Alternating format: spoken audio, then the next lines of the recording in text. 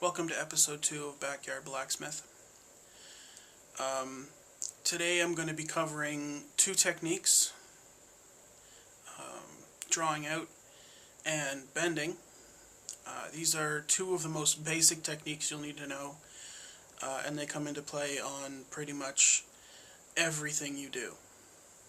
The first one, drawing out, allows you to lengthen the material, and it makes it thinner at the same time. Don't have a real good example, but the best way I can describe it is it's how they made nails in like times before manufacturing. You simply hit the metal and it expands and gets longer and thinner. And bending, pretty self-explanatory, but there's a lot of subtlety to it. You gotta know where to hit, how to hit, what to use the horn for on the anvil, what to use the face of the anvil for, what to use a jig for. So it can be a little complicated. I always start my day off by making a hook.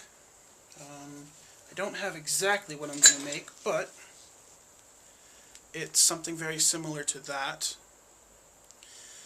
Not just it warms you up for the day, and it sort of gets you back into that mental state where you have to be where you're making things.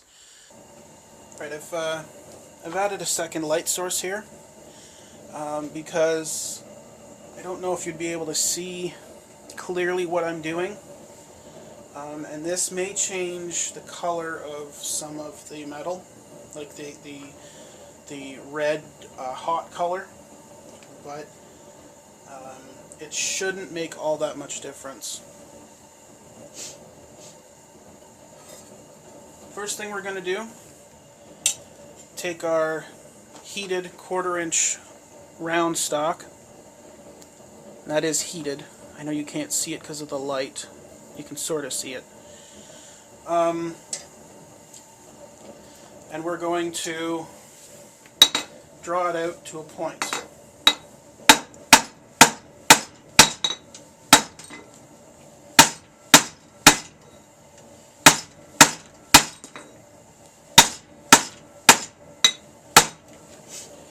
Now, when you're drawing material out and tapering it, you want to bring it to a square first. If you don't, what'll happen is that the material will actually flare out on the ends, on the sides, and you'll end up with a cup. It's called cupping or a fish mouth. And squaring it first will prevent that. And what we'll do later is we'll go in, hammer the corners to turn it into an octagon, and then round it off.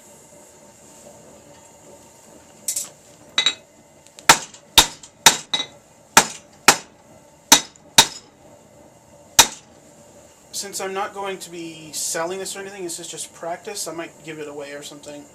I'm not going to spend a lot of time making it look really nice.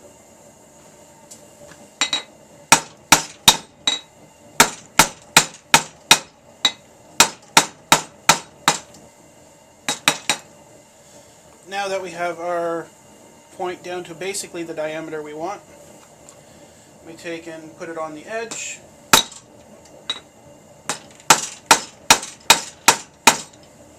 Hammer the corner. Hammer the other corner. And now we have an octagon shape. Now basically all we do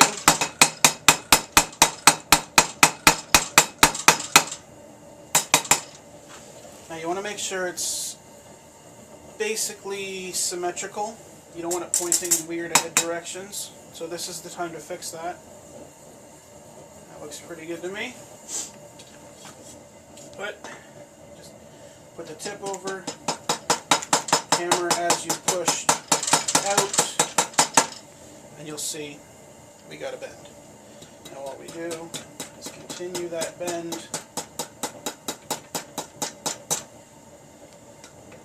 What I usually do is then I'll put it on the edge like that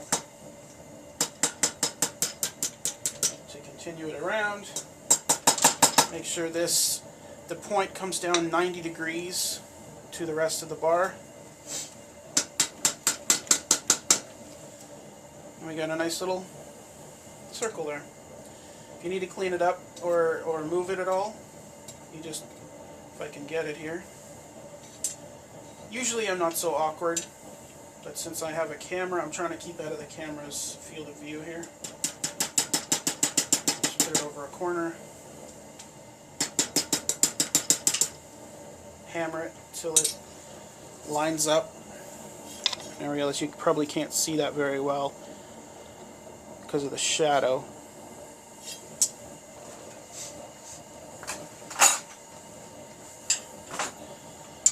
This should give you a little bit better view here. You can see it's hot.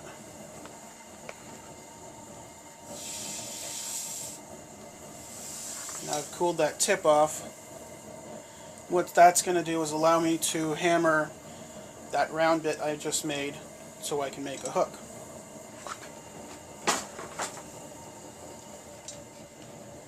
And we place it over the edge, do the exact same thing.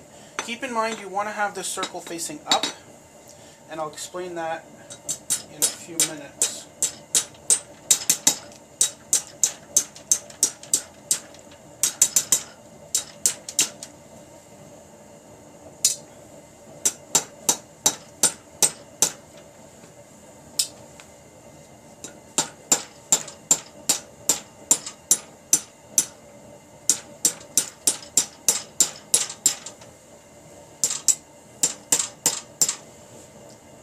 Clean it up on the horn.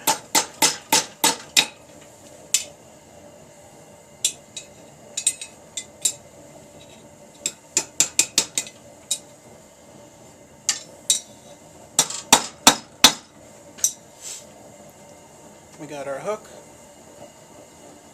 Now this is something I didn't mention earlier in the techniques that I'm going to teach you, but it's fairly simple. We're just going to use a chisel, basically eyeball it about an inch up from where the hook ends.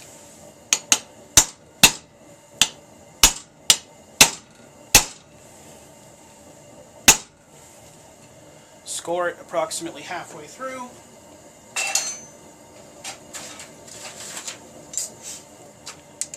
Pull out our pliers.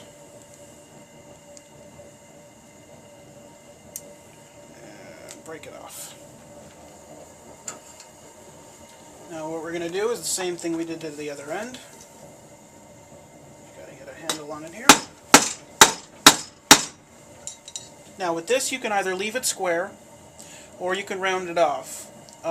Usually I just leave these guys square because when you put them in the wall they have less of a tendency to twist. Alright.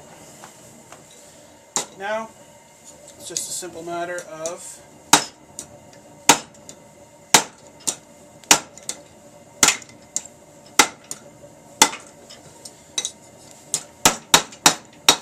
when you did the circles, what you want to do is hammer past the face. When you're doing a 90-degree bend, you want to hammer on the corner. That's the difference. Clean that up a little bit more, and there's a hook. You just pound that in. You're ready to go. Alright, now that that's done, we're going to get on to the real project for this video, which is going to be a bottle opener.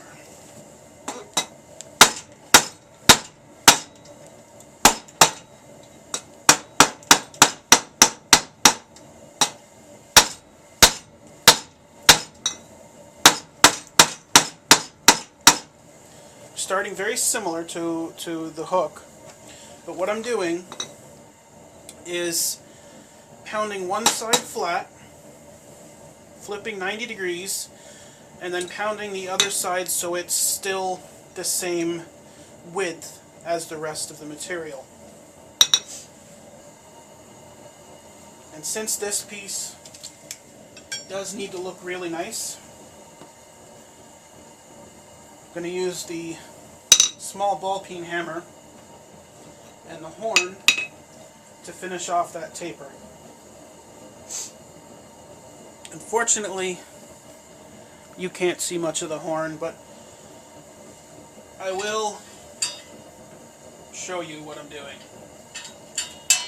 Because the horn is curved, I don't have the problem where the outside tip of the hammer touches the anvil but not the material. So I can get a nice thin profile on the end of that.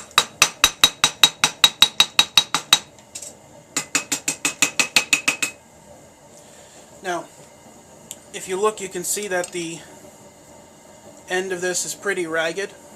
See if I can get it against something that won't obscure it. There we go. It's a little bit larger on one side. So, what we do is heat it, pull out our file,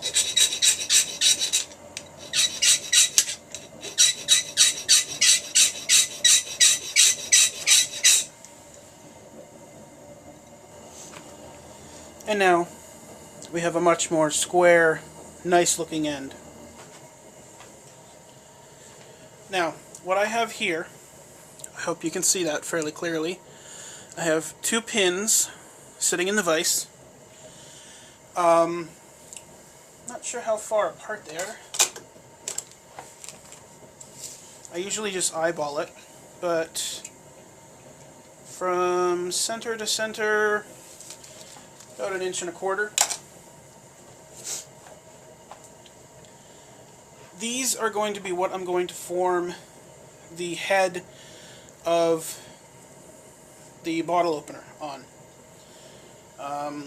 Basically, you want to make sure that these are going to be about as wide as the bottle cap. And I will show you why after I've bent that material.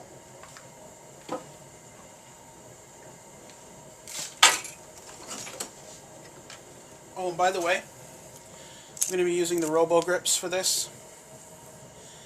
You can use a hammer or a pair of pliers, or let's see, I got a set of tongs up here. I got my set of tongs, but I like these.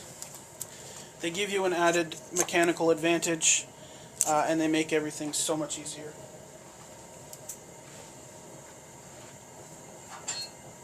Now, unfortunately, I may not be able to show you all of this because I might get in the way, but I'll do my best. First thing we're going to do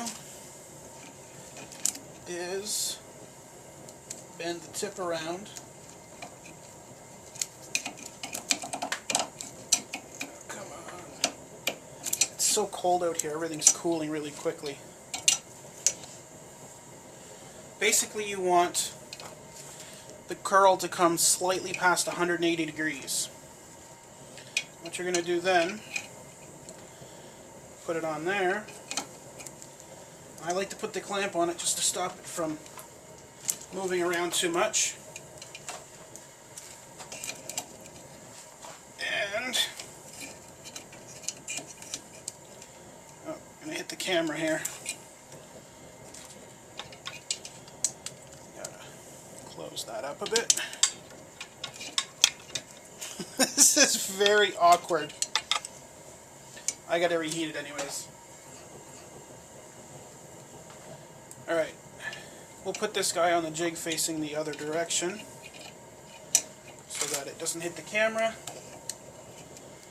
Just use our pliers here to close that up really nice and gently. Now here's the tricky part.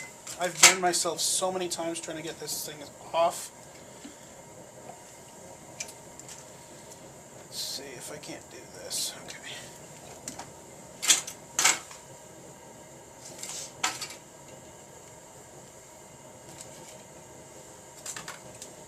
There, it should work.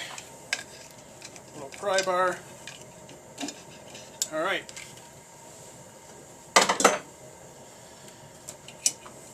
There's the head. It's a little bit longer than I would have liked because I had issues there. But it'll still work just fine. We just take it back over to the anvil and clean it up a bit. Now, a little system I developed for getting the length of these handles the right length. I lay it over the face of the anvil. If I can get it to sit up there without moving around too much. I mark the length of the anvil, and that gives me a decent handle length. Again, go halfway, a little less, a little more, not a big deal.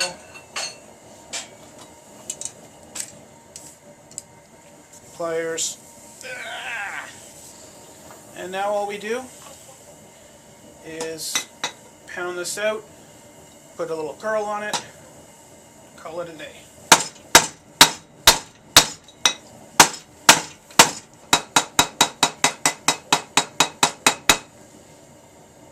Now when you're finishing these off, especially if